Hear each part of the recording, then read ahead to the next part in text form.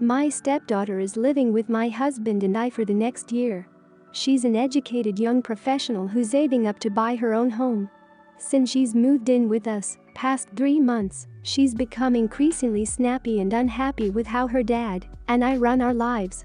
We aren't environmentally conscious enough because we don't compost our waste. We are negligent because we leave lights on when we leave our home for security reasons. We should switch to electric cars. We are contributing to the inhumane treatment of cows by consuming dairy. The list is endless. My cat Mango is getting to be an old man, and he has lived a full life of eating whatever he likes, obviously within what's safe for a cat, and he's happy that way. My stepdaughter is now insisting she will purchase vegan cat food because seeing Mango eat meat makes her sick. We feed him in the kitchen, and she will literally throw up, retch, leave the kitchen if she sees him eat meat. She has lost a lot of weight since, claiming that seeing Mango eat meat makes her sick, and we leave out dry biscuits for him to snack on, which also makes her sick. It's not like we leave mess out, but even if she smells his food in the which is gross, yeah, but the doors are open, and that's just life. If you have a pet, she will heave and walk away. Her dad and I both told her, if she's unhappy with it, she needs to find someplace else to live, and although we are genuinely sorry she's lost her appetite and has lost weight, we aren't going to change Mango's lifestyle. She has yelled, cursed at us, cried, begged, etc. But no, we are not happy with Mango eating a vegan diet. We don't feed him cheap crap either. We feed him food quality cat food that isn't processed or full of sugar or grain. It's pretty much gourmet Gordon Ramsay worthy cat food. My mother-in-law has waded in after my stepdaughter told her we were being unfair by refusing to let Mango go on her preferred diet for him, and is accusing us of being cruel and short-sighted. She says we are letting her get sick and that Mango won't hurt from a change in diet, but stepdaughter is hurting. Not the idiot. Cats cannot under any circumstances be vegan. They need meat. I have vegan friends who still feed their cats with meat because it's their choice to be vegan, not the cat's, who couldn't be even if he was sentient enough to want to be. If she cares about animals and the environment so much, why would she want to actually harm a cat by feeding it unsuitable food? Why does she have to be in the room while the cat is eating his meat? Cat meat smells gross, sure, and that's probably worse for a vegan. But she doesn't have to watch the cat eat. It sounds like your stepdaughter has an eating disorder and is using the cat's food, and her own vegan diet is an excuse. Not the idiot. I was vegan for a while, and know many vegans and all are able to be in a room while other people or animals are eating meat. It's nearly impossible to live a life in vegan isolation. Plus, if she gets sick just seeing Mango eat a dry biscuit, is buying vegan cat food really going to solve the problem? This is pure speculation without more information, but is it possible your stepdaughter has some mental and emotional issues, like an eating disorder, that are causing her to get sick and lose weight, and that she is blaming on the cat? Or is it possible she is hoping her dad or grandmother will take pity on her and put a down payment on that new house before she can afford it herself? Cats eat a mostly carnivorous diet. They will become malnourished and develop all sorts of health problems if forced to eat plant-based. Humans are unique in that we are rather adaptable omnivores and can be healthy on a wide variety of food, which includes vegan diets. But cats and dogs and many other animals need more specialized diets, so making the meat vegan will simply never be a healthy option for a pet that isn't a natural herbivore. Not the idiot. Your stepdaughter needs to learn some boundaries. If she despises living with you that much, then maybe she should punt her plans of homeownership down the road a bit and go back to renting. In her own home, she can conduct the household however she wants. Me, 17, and my boyfriend, 19, were on a 15-hour flight. This 10-year-old boy was sitting next to us. Mom was seated in the row next to us. For the first hour or two, he was talking to me and showing me games on his iPad. I was fine with that. Then he started asking questions about my hair and if he could touch it. I have half dyed pink, so because of that I guess I got tired of talking to him and told him I had to watch something, so I just put on headphones. He started crying. His mother calmed him down and apologized to me. I said it was fine. Few more hours pass. He was asleep for few hours, and I was playing on Nintendo Switch. He woke up and asked me if he could play. I let him play for half an hour. He managed to drop it 6 times during that half an hour, so I told him it was about to die, and he couldn't play anymore. Crying starts again. His mom asks me if I can let him play for a bit more, but I say no. She didn't say anything else. Then I was asleep, kinda laying down. I had my head in my boyfriend's lap. I feel some weight on me, open my eyes, and see that the kid is literally on top of me, climbing over to get to my bag, probably wanted to switch again. I sat up quickly, because I was kinda surprised. He stumbled back but didn't fall. He just got startled and another fit ensues. His mom was asleep too, but she woke up from the noise, and at that point she just started yelling at me for making her son cry multiple times, acting like a kid, and not having empathy for a single mom. She said that I could easily let her son play for a few more minutes, and if I was so bothered by him, we could have agreed to switch seats with her. My boyfriend told her that she was acting ridiculous. A flight attendant came and asked what the problem was. The mom said something about a couple of empathetic jerks. At the end, they got seated together in the back row. I feel kinda guilty about it now. You didn't make him cry at all. You are not obliged to take care of a stranger's kid, not to mention that he is 10 years old. While I have empathy for the mother because, well, she is a mother, and that's no easy feat, she couldn't have packed her son something to do during the long flight? Not to mention how she could have requested to be seated with her underage child? I highly doubt that the airline would refuse, or even if the airline refused, the way the steward or stewardess handled it indicates that, if she requested to be seated with her son before takeoff, they would have obliged. So, not the idiot. Not the idiot. I've flown multiple 24-hour flights with my family, starting when my children were 2 and 4 years old. Not once was anyone else required to entertain, or even talk to, my children. They were not given free rein of the plane, and did not climb over seats, or kick the seat in front, or ask to play with anyone else's device. By 10, none of this behavior should be occurring anywhere, never mind on a flight, where personal space is seriously restricted. As an aside, unless you pinched that kid in years not telling us about it, then you did not make him cry. He has obviously learned to use crying as a tool, and you just didn't buy into it. Not the idiot. Seriously, don't they offer seat selection anymore, where a parent can ensure that they are right next to their kid on a plane, and not across the aisle? And what kind of parent doesn't pack stuff to entertain their child? I am a single parent, and I am embarrassed when my kid accidentally kicks the seat ahead of him. I would be mortified if he started crawling on a stranger. The length of time he spent talking to you is likely an indication as to how attention-starved he is. The level of entitlement from his parent is also astounding. I am sure the kid was disappointed, but in the end it's your time and your device. 26. am a bit of a workaholic and love my job.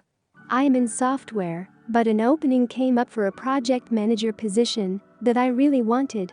I was put on temporarily and told I would be switched to it if I did well.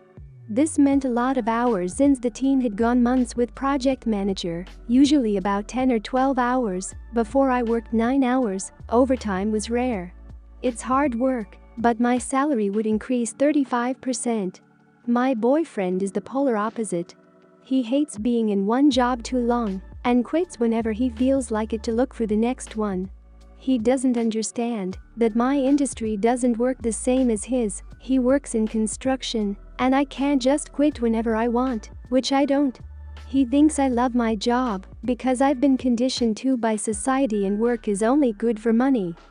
We both got the shot, so he wants us to visit his family that he hasn't seen in over a year. I tell him okay. As soon as the project is done, in 6 weeks, I can take a month or 2 off then, and we can travel and relax. He wanted me to time off as soon as possible, but I didn't want to, because of the promotion, but also because we have to give minimum 2 weeks notice for vacation, and with 6 weeks left on the project I don't think my manager would allow it. I did end up getting the promotion, and I'm really happy about it, but he didn't seem that happy when I told him. He gets mad and quits his job to go see his parents without me. He accused me of loving my job more than him. We haven't been speaking much since he got back. I feel kind of guilty because I didn't go with him, and also because I didn't want it seem like I love my work over him. I'm an idiot for choosing to work over him.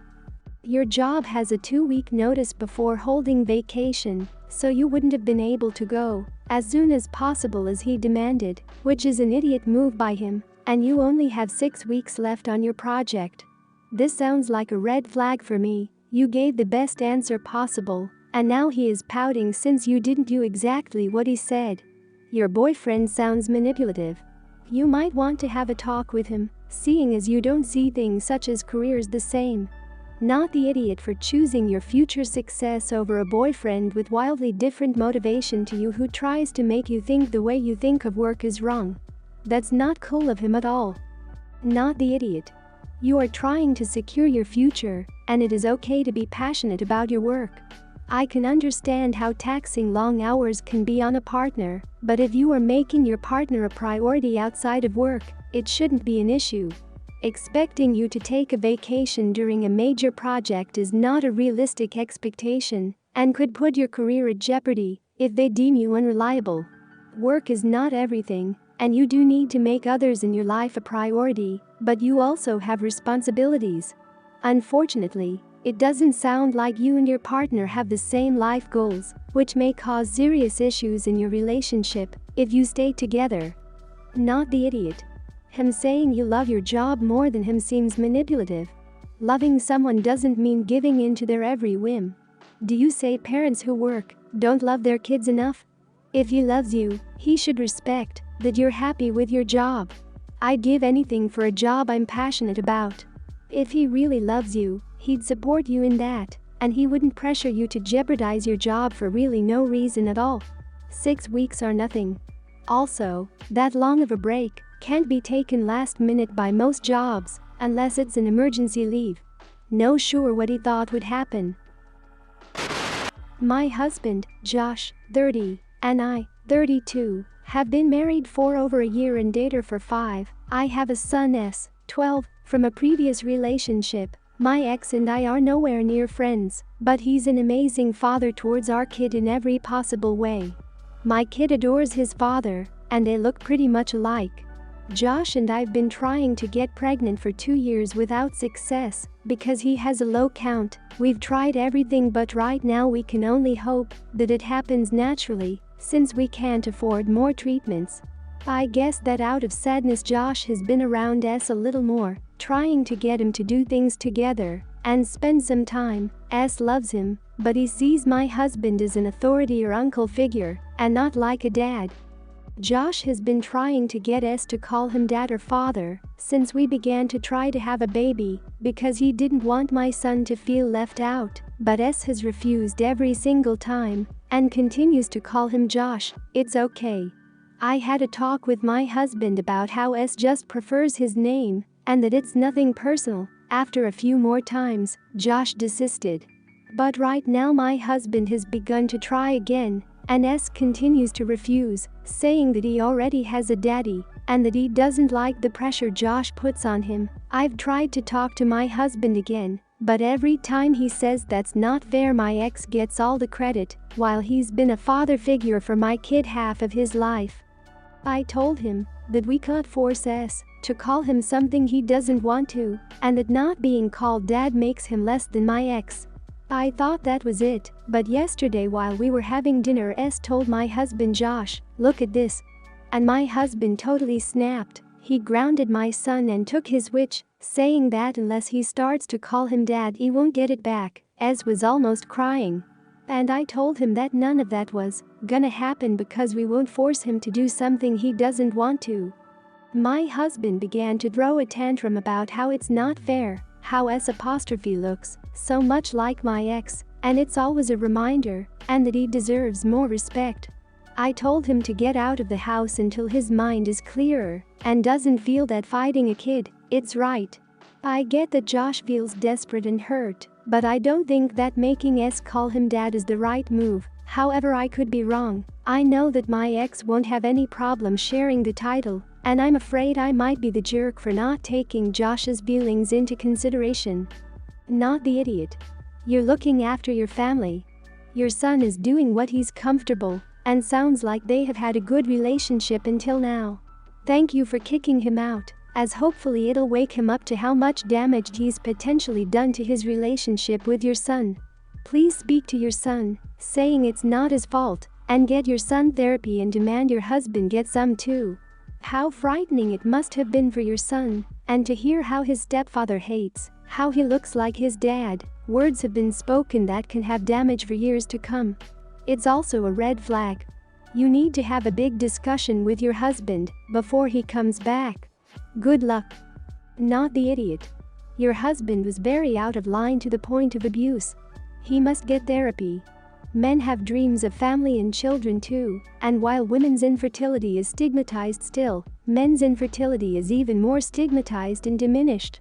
If you are someone who wanted children, to be told that you can't have them is soul-crushing and world-altering.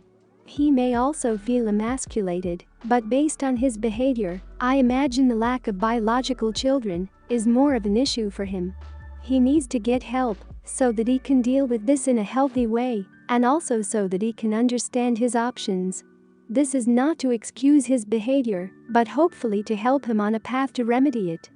Not the idiot, and your husband is doing all he can to drive a massive wedge in between him and your son. That will not end well, and the day may come when your son refuses to have anything to do with your husband, including requesting he not visits you anymore. Then you will be forced to choose between your son and your husband, and you know how that will go down. Your husband has to be made to understand the damage he is doing by this idiotic request of his. He has to be made to understand that your son already has a father, one that is involved in his life, and that this is never going to change. And if he persists, all he will do is end up with a stepson who hates him. The exact opposite of what he is trying to achieve.